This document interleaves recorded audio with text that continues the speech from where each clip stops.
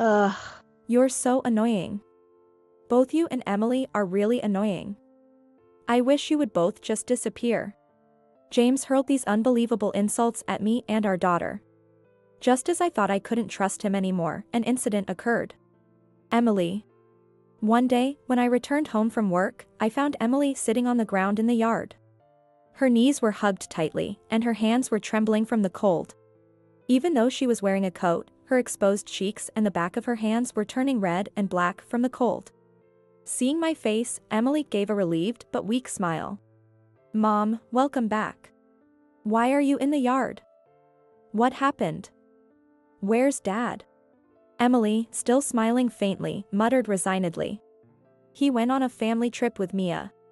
It's bad enough to take only her younger sister on a trip, but to specifically tell Emily and leave her behind is a despicably malicious act. What does he think of Emily's existence, her life? James must think I'm a weak woman with a low income. And yes, that might be true. But sometimes, a mother becomes strong. We don't need a father like him. I am Karen. A housewife in my 40s.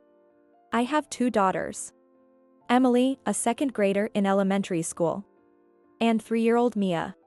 When Mia started kindergarten, I began working part-time. I hadn't worked since giving birth to Emily, so it was exhausting both physically and mentally.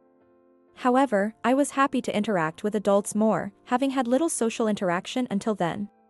"Mom, I cooked some rice." "What?" Emily did. "Wow, thank you." When I got home 30 minutes after Emily did, she proudly pointed at the rice cooker. I was touched by her thoughtfulness in helping out, knowing how tired I was from my part-time job. Until recently, I would even get her clothes ready for her, in the morning. When I tried to hug Emily out of happiness, she quickly dodged. "Geez, Mom, I always tell you I don't like hugs." It made me a bit sad, but my daughters were growing up fast. Still, I was troubled by my rebellious eldest son lately. "Ugh, what is this food? It's disgusting." My eldest son, no, my husband, James, exclaimed deliberately. "The rice is too soft. Disgusting. How can anyone eat this? It's garbage." Indeed, today's rice was a bit too soft. I had already told James that Emily had cooked the rice today while I was preparing dinner. Even so, I couldn't understand why he had to make such a fuss about it.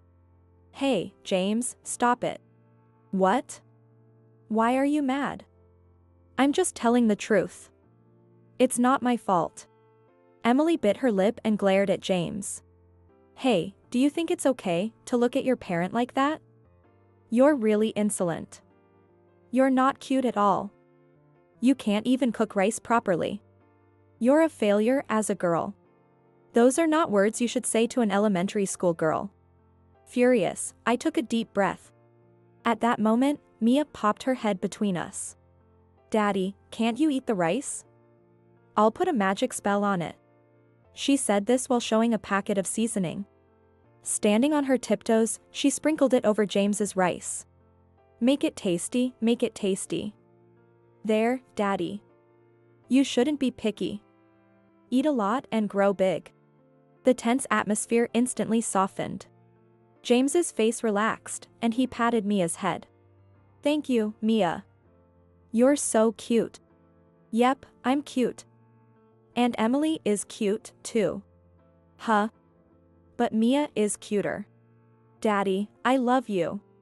Mia looked up at James with an innocent smile. She is truly a magician. She easily silenced James, who had been so mean and sneering at Emily. We don't have an exceptionally good family relationship, but it was fairly normal.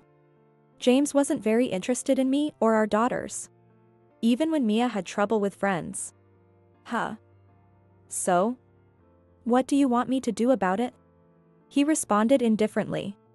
However, he doesn't drink excessively or gamble. And he doesn't use physical force to get his way. He just leaves everything related to the house and our daughters to me. He's not exactly a bad person. I had resigned myself to thinking this was typical of a man who lacks a sense of fatherhood. Things started to fall apart about 6 months ago. James came home drunk and unusually cheerful one day. "Hey, the king has returned." He began bothering the girls who were about to go to bed. "Daddy, don't stick to me. You smell." "Don't say that. Daddy is a good guy, right? You like me, right? Stop it." Looking back, it was from that day Emily started to avoid James, calling him smelly, and James began to find Emily not cute and annoying. Even on days when he wasn't drinking, Emily would glare at him and call him smelly. I couldn't smell it due to my chronic rhinitis, but teenage girls can be very sensitive. Since Emily didn't insult him to his face, I thought it was just part of growing up and decided to watch over her. The bigger issue was James. I brought some souvenirs. When James came home from work, he proudly announced this and showed us a box of cakes. For once, even Emily smiled. But when we opened the box, there were only 2 cakes. Thinking they were just for the girls, I quietly felt a pang of disappointment as I loved cake too. "Okay, Mia, here's your chocolate cake. You like it, right?" "Yeah. I love it. And this cheesecake is..." James chuckled menacingly. "It's Daddy's." Emily's smile vanished instantly. She turned her back on James, muttering something like a ridiculous, and switched on the TV. I couldn't help but let out an irritated "huh" at this blatant provocation. Wait a minute. Where's Emily's? This is ridiculous. It seemed James had been expecting this confrontation from the start, and he grinned obnoxiously. "Well, I bought it with my money. You have no right to complain. Here, Mia, let's eat together." "Yeah, let's eat. Mommy, Emily, let's share." Innocent Mia brushed off James's malice. She happily hopped around and started setting out plates and forks for 4 people. "Actually, it's just for Daddy and Mia." James hesitated, but when Mia turned to him with her beaming smile, he bit his lip. Even so, Emily looked uncomfortable. So I ran to the nearest convenience store and bought a bunch of sweets. "All right, let's start a sweets party." Finally, a smile returned to Emily's face. In contrast, James clicked his tongue and pointedly ate Emily's favorite cheesecake. He made loud chewing noises, trying to make a point, and he was still complaining the next morning. "You're spoiling Emily too much. Buying her cake just because she whined? You're making her more and more spoiled. She needs to be disciplined." "What do you mean by discipline? Giving me a cake to hurt Emily is discipline? That's just being cruel to Emily. And Mia can't enjoy her cake that way. Think about their feelings." James probably couldn't keep up with Emily growing up. But responding to a rebellious daughter with a rebellious attitude himself? He needed to realize he was a parent. "You're her father, for God's sake." James slammed his hand on the table. "Yeah, I'm her father. But that brat disrespects me all the time. It pisses me off." His voice was loud and aggressive, like a thug. "Ugh. You're so annoying. Both you and Emily are really annoying. I wish you would both just disappear." If these were the words of a rebellious son, I might be able to handle it as a mother. But James is Emily's father. A father should never say that to his daughter. "Disappear? What are you talking about? Are you serious? All right, enough. I'm done talking to you. I have work. Unlike you, I'm busy. If you want to talk more, pay me $10 for 3 minutes. You can afford that with your part-time job, right?" James couldn't contain his laughter, spitting rudely. "Your part-time job pays about $8 an hour, right? How dare you complain to me with that kind of income? You should be making my life comfortable since I support you. So, deal with that brat Emily. Make sure she stops being spoiled. Got it?" My whole body felt hot. I was boiling with anger. All the nasty words I wanted to hurl at James bubbled up inside me, but I couldn't speak. I was probably red-faced and opening and closing my mouth like a fish. Wow, what a face. Why did I marry such a nagging ugly woman? Oh right, because Emily was born.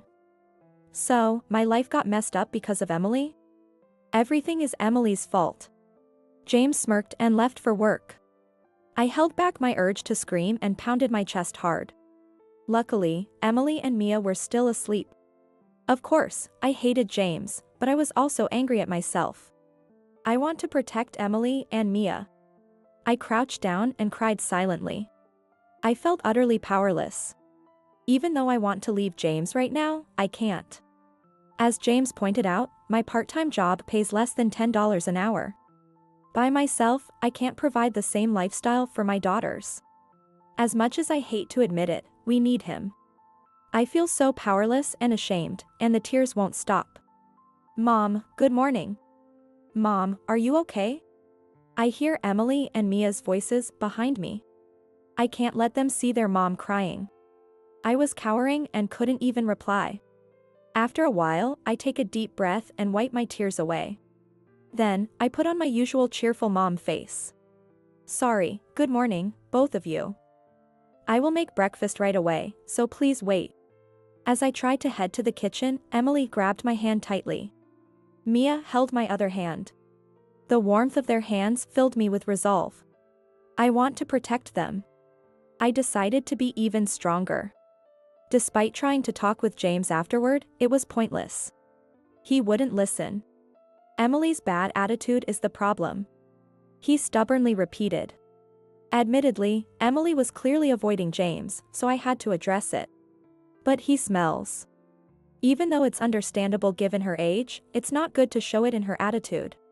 Even her father gets hurt by it. I tried to reason with her, but Emily hesitated and left her words hanging. It's just. I really hate Dad's smell. Can't you smell? Tears filled Emily's eyes. She finally opened up about her feelings. Sweet smell from Dad? I was perplexed, but Emily nodded.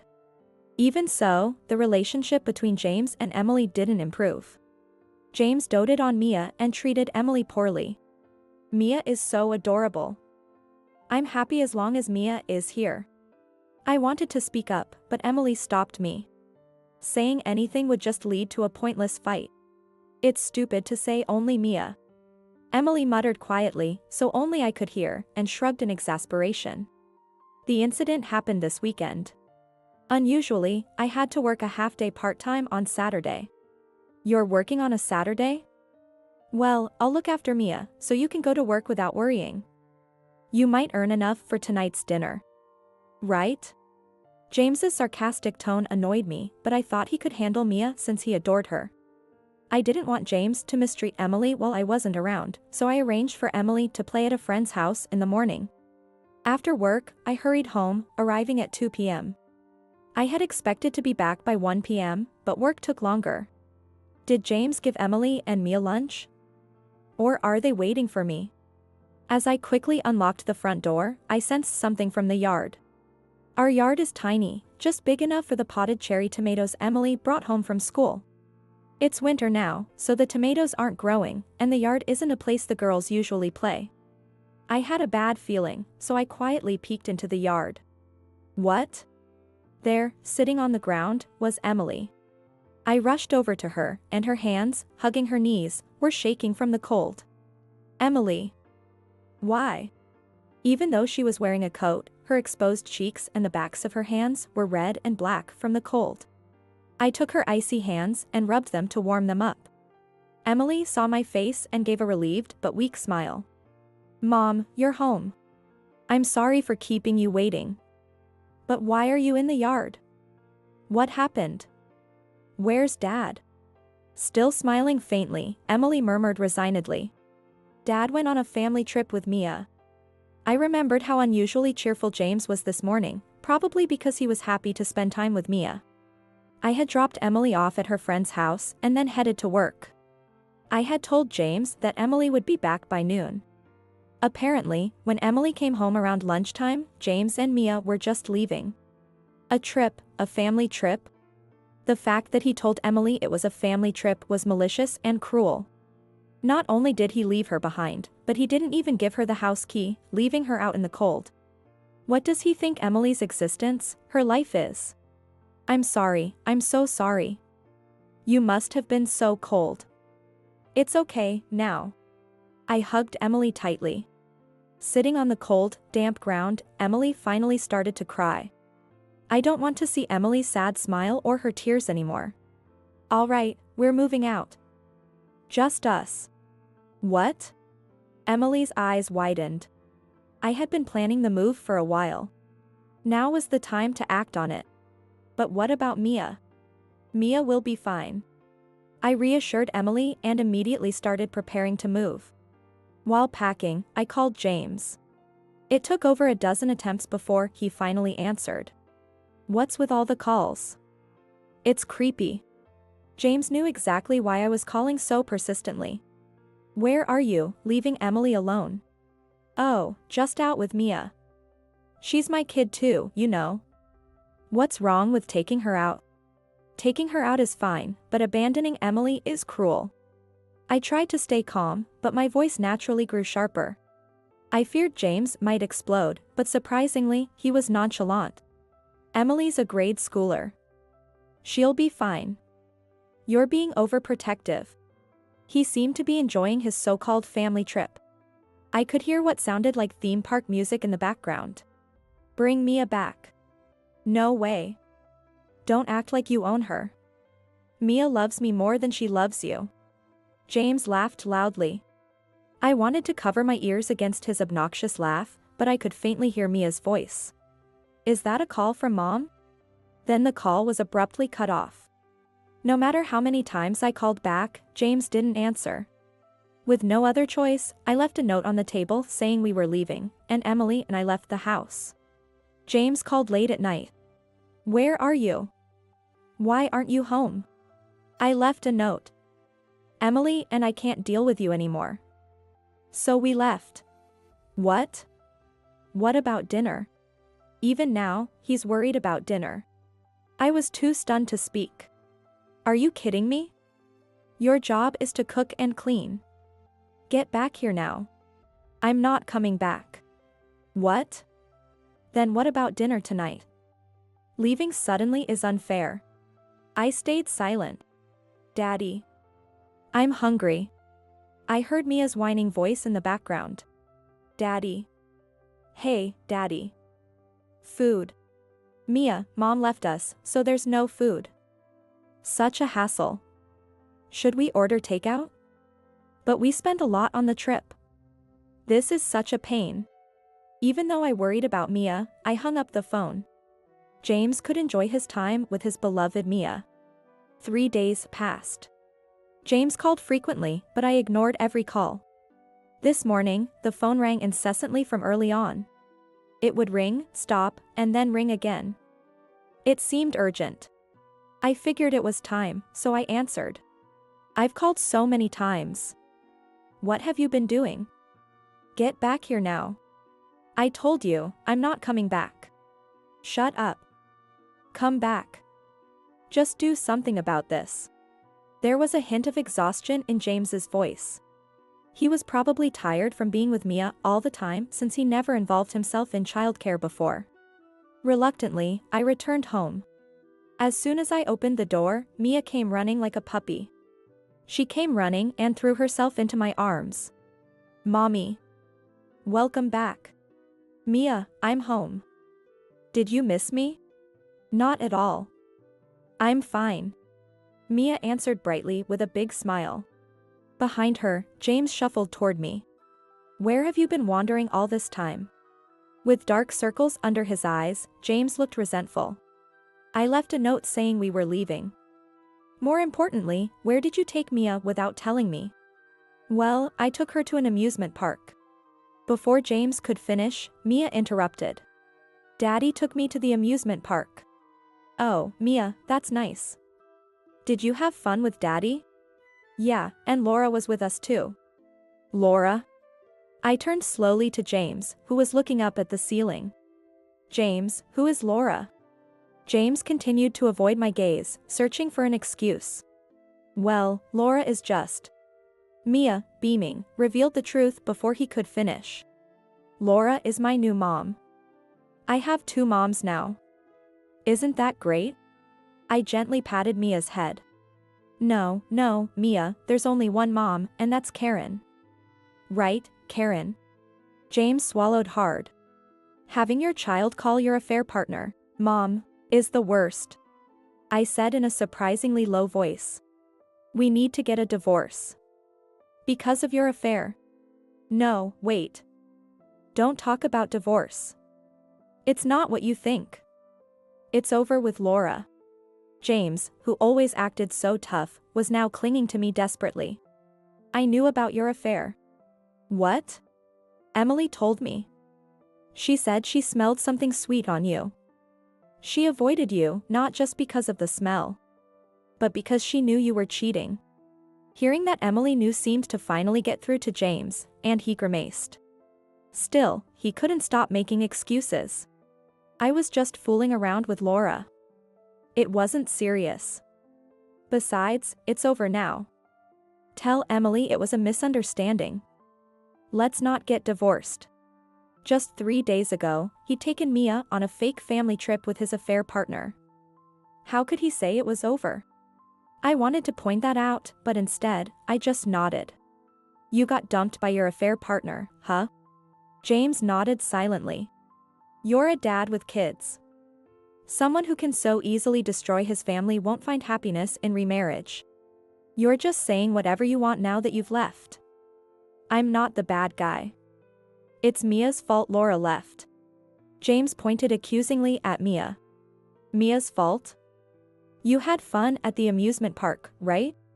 Yeah, but when you left, I brought Laura over to the house. That's despicable. What was I supposed to do? You left. Laura left after taking care of Mia for half a day. That coward. James, who had been agitated, soon slumped his shoulders. And what's with Mia? She's so difficult. She's a sweet girl. Mia was trying to stop our fight by bringing us snacks. I couldn't hold any more snacks, and James's pants pockets were stuffed full. But Mia still ran to get more snacks.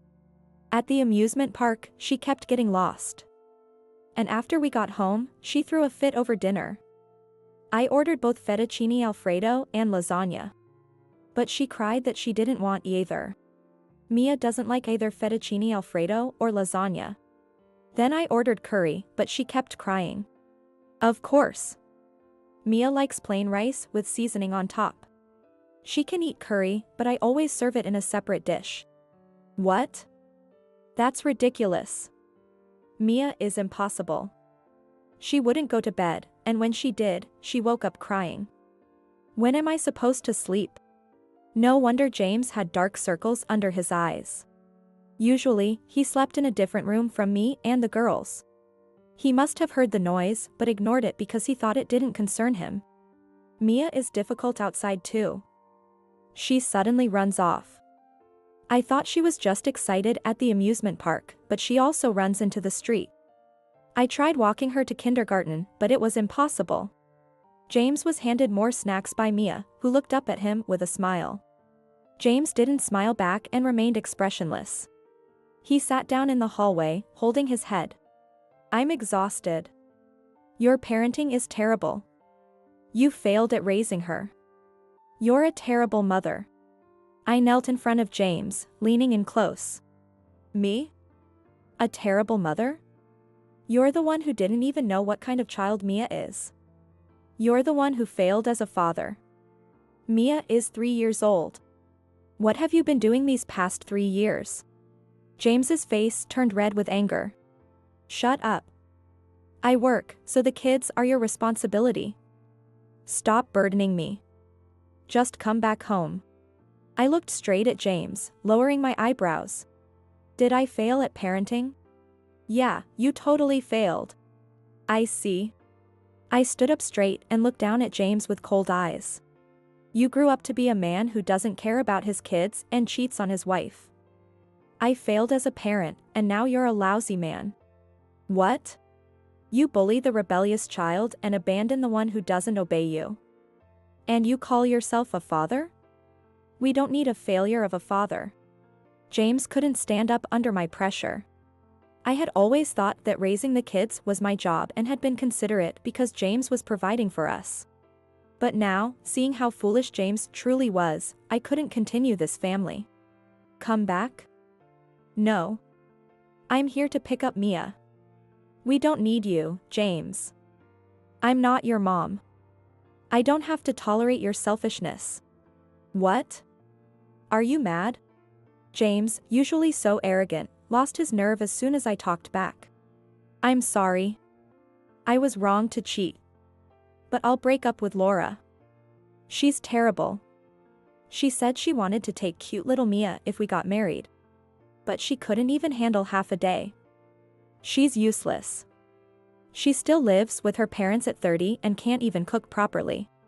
You're the only one who can be a mother to Mia. Who had just called me a failure as a mother. Before the words were even out of his mouth, he was already trying to cover it up with nonsense.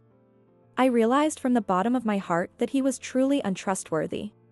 Yes, I am the mother to Emily and Mia, and I will never abandon them. I will protect them. Then I will, as their father. I cut him off. It's too late. We don't need you, James.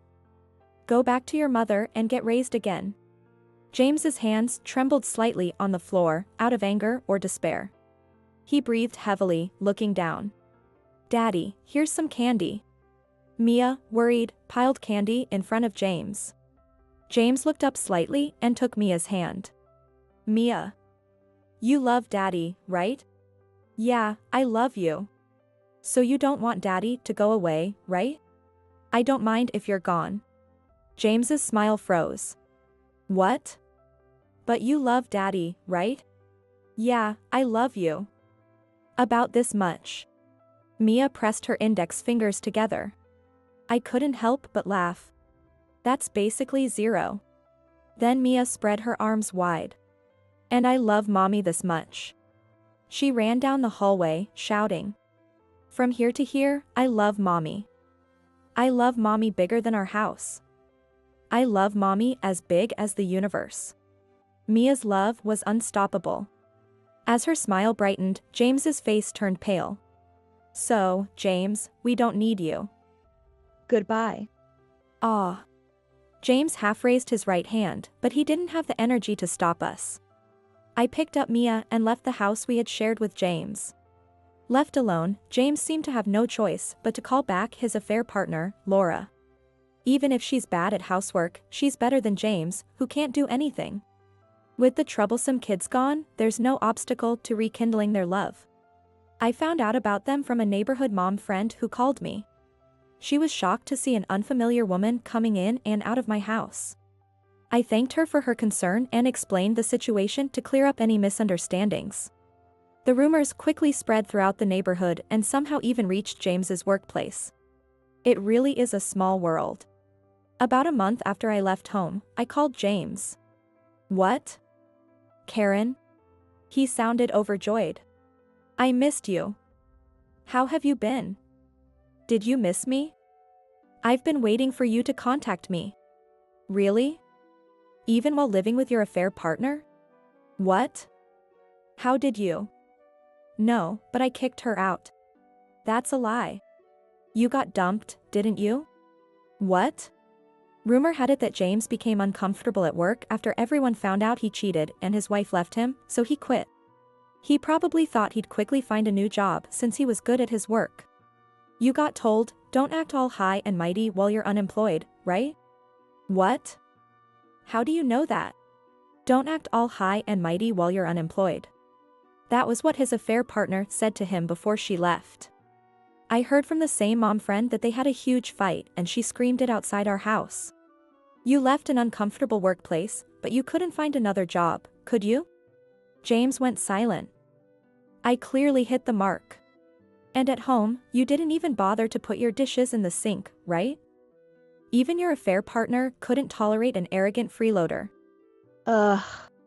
I told you you were a failure, and you still couldn't grow up. James, hurt by me, our children, and his affair partner, must be completely broken. I didn't contact you because I was worried about you or wanted to get back together.